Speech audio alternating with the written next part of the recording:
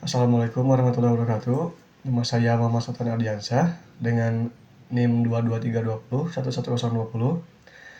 Di sini saya akan menganalisis kasus hukum perdata internasional, lalu menentukan titik primer dan sekundernya. Baik, langsung saja masuk ke kasusnya, yaitu seorang warga negara Indonesia bernama Andi menikah dengan seorang warga negara Jerman bernama Anna. Mereka menikah di Jerman, lalu menetap di Jerman dan memiliki 2 anak.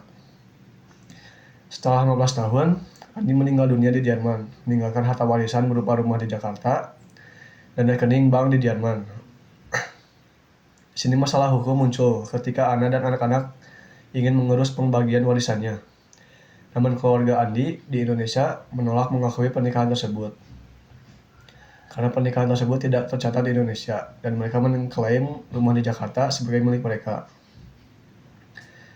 Lalu di sini saya akan analisis sesuai hukum perdata internasional.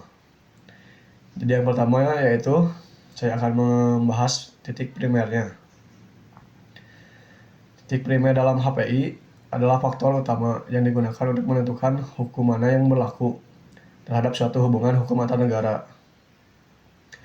Nah, dalam kasus ini, status personal seperti pernikahan, kewarisan, dan hubungan keluarga ditentukan oleh kewarganegaraan atau domisili tetap. Jadi Andi sebagai warga negara Indonesia, yaitu memakai hukum Indonesia, dan Ana sebagai warga negara Jerman. Jadi Ana memakai hukum Jerman, tempat tinggal bersama di Jerman.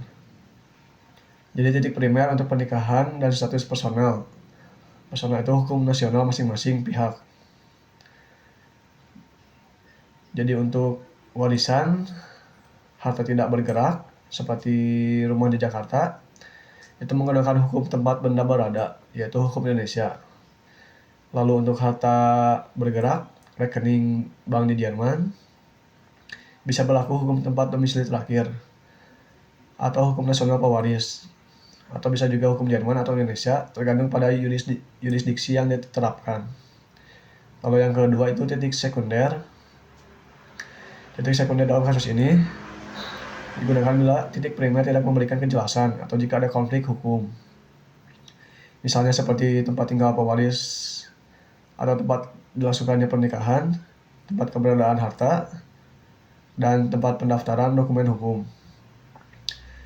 Dalam kasus ini, jika pada perkawinan tidak dicatatkan di Indonesia, pertanyaan tentang keabsahan pernikahan menurut hukum Indonesia.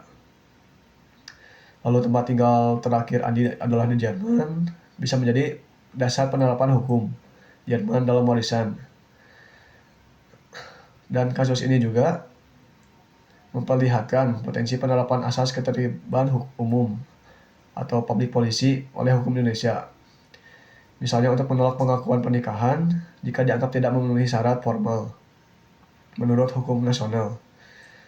Jadi dengan demikian, status hukum keluarga, hak waris, dan pembagian kekayaan antar negara memerlukan pemahaman mendalam terhadap asas-asas dan prinsip dalam HPI, serta pentingnya harmonisasi hukum antar negara.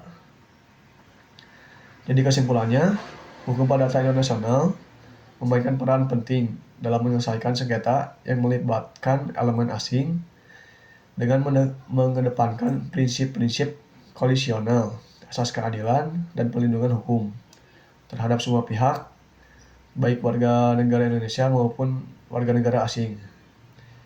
Pemahaman terhadap titik primer dan sekunder dalam konflik hukum menjadi kunci dalam menyusun argumentasi hukum dan menentukan yurisdiksi serta hukum mana yang paling tepat untuk diterapkan. Sekian pembahasan dari saya. Terima kasih. Wassalamualaikum warahmatullahi wabarakatuh.